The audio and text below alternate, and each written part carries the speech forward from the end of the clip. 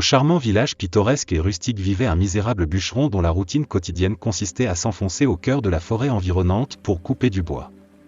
Ses efforts pénibles lui rapportaient un maigre revenu lorsqu'il vendait le bois récolté sur le marché local. Un jour fatidique, au milieu de la dense végétation, la vie monotone du bûcheron croisa l'extraordinaire lorsqu'il tomba sur un moine solitaire plongé dans une profonde méditation. Le moine, une incarnation de sérénité et de paix intérieure, captiva l'attention du bûcheron.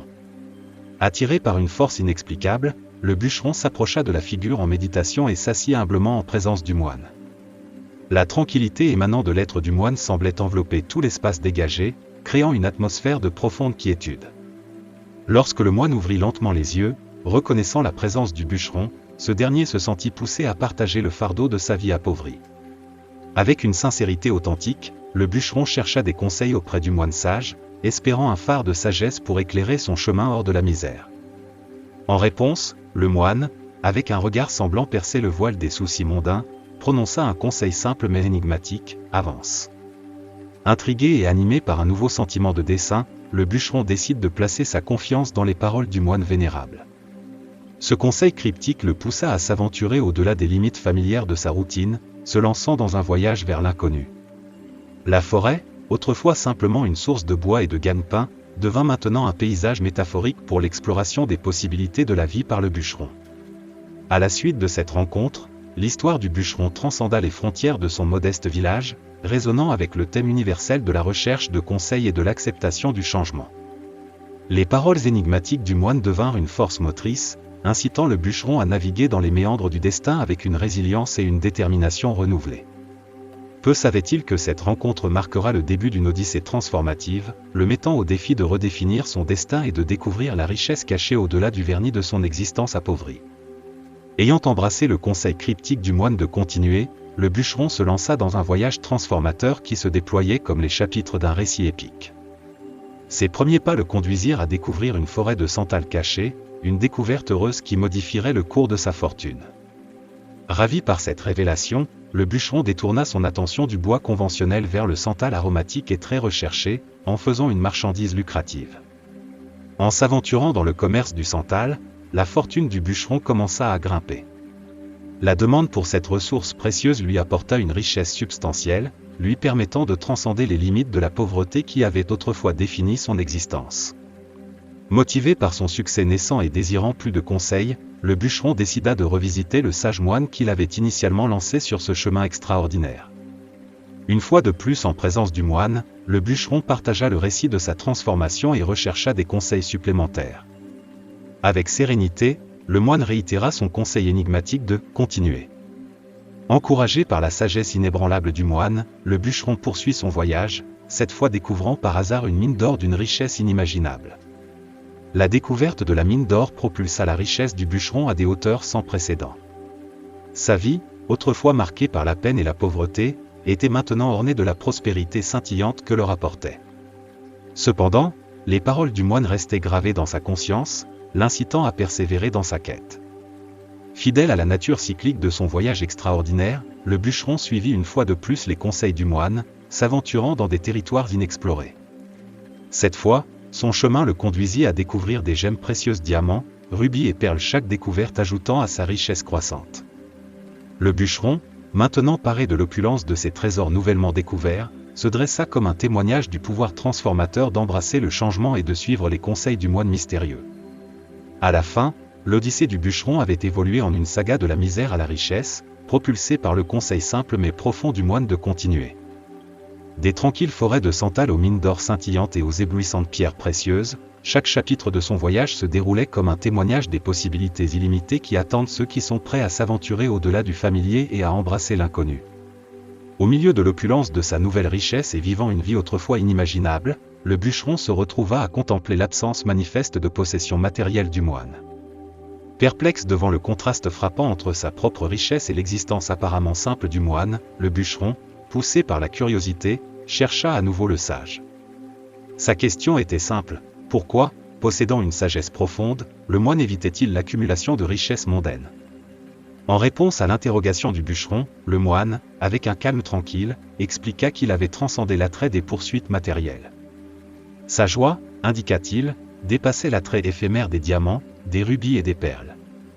Grâce à la pratique de la méditation et à l'illumination spirituelle, le moine avait découvert une richesse intérieure qui surpassait de loin l'éclat de la richesse externe. Intrigué par cette révélation et sentant une vérité plus profonde au-delà des trésors tangibles qu'il avait amassés, le bûcheron demanda humblement au moine des conseils sur la manière dont il pourrait lui aussi atteindre ce profond sentiment de bonheur intérieur. Le moine, reconnaissant la sincérité dans la quête du bûcheron, partagea des idées sur le pouvoir transformateur de la pleine conscience, de la méditation et de la recherche de la paix intérieure. Le bûcheron, malgré sa familiarité avec les luxes tangibles qui l'entouraient, ressentait un désir d'un bonheur plus durable et plus épanouissant. Sous la direction du moine, il entreprend un nouveau voyage, non pas à travers des forêts, des mines d'or ou des paysages ornés de pierres précieuses, mais à travers les territoires inexplorés de sa propre conscience.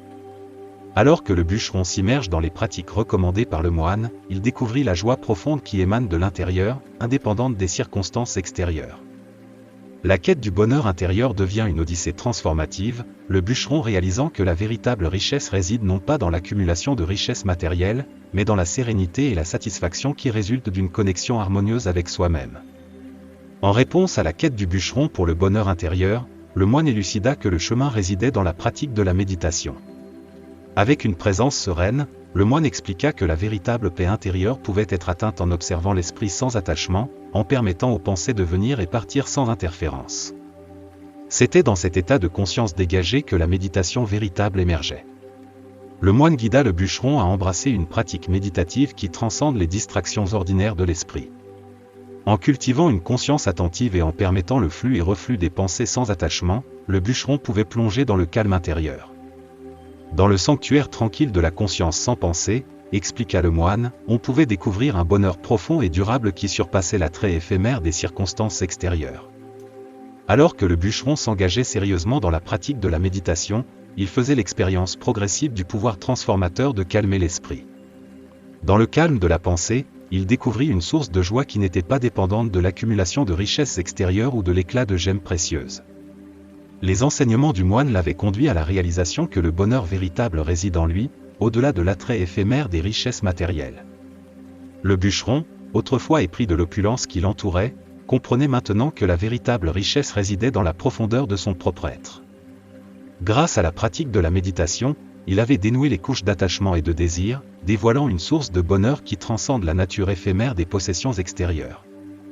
Les enseignements du moine avaient ouvert une porte vers une existence plus riche, plus profonde, où la quête de la paix intérieure devenait le trésor ultime.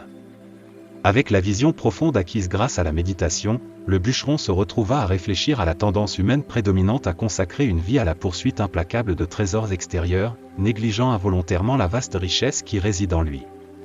Animé par le pouvoir transformateur de son propre voyage, il se sentit obligé de partager cette sagesse avec les autres, reconnaissant le potentiel universel du bonheur intérieur. À la lumière de sa prise de conscience, le bûcheron devint un défenseur de la pratique de la méditation comme moyen de débloquer les trésors cachés du soi. Il comprit que le voyage vers le bonheur intérieur exigeait un engagement délibéré, exhortant les autres à consacrer du temps chaque jour à l'art de la méditation. Dans ses paroles, il souligna l'importance de la patience et de la pratique constante pour naviguer dans les complexités de l'esprit et découvrir la joie profonde qui réside en chacun. Le bûcheron, autrefois empêtré dans la poursuite de la richesse extérieure, était devenu un messager d'une prospérité différente, une prospérité qui transcende les possessions matérielles et résidait dans le domaine de la satisfaction intérieure. Son appel à autrui résonnait avec la vérité intemporelle que le bonheur authentique, souvent obscurci par le vacarme des poursuites extérieures, attend d'être découvert à travers la contemplation silencieuse de son propre esprit.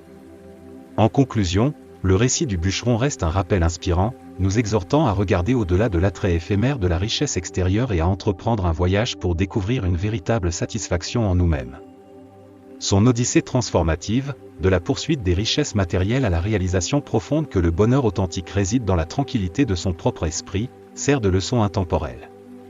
Dans un monde souvent consumé par la quête du succès extérieur, l'histoire du bûcheron nous encourage à prioriser l'exploration des richesses intérieures, reconnaissant que la satisfaction durable se trouve non pas dans l'accumulation de biens, mais dans les profondeurs de notre propre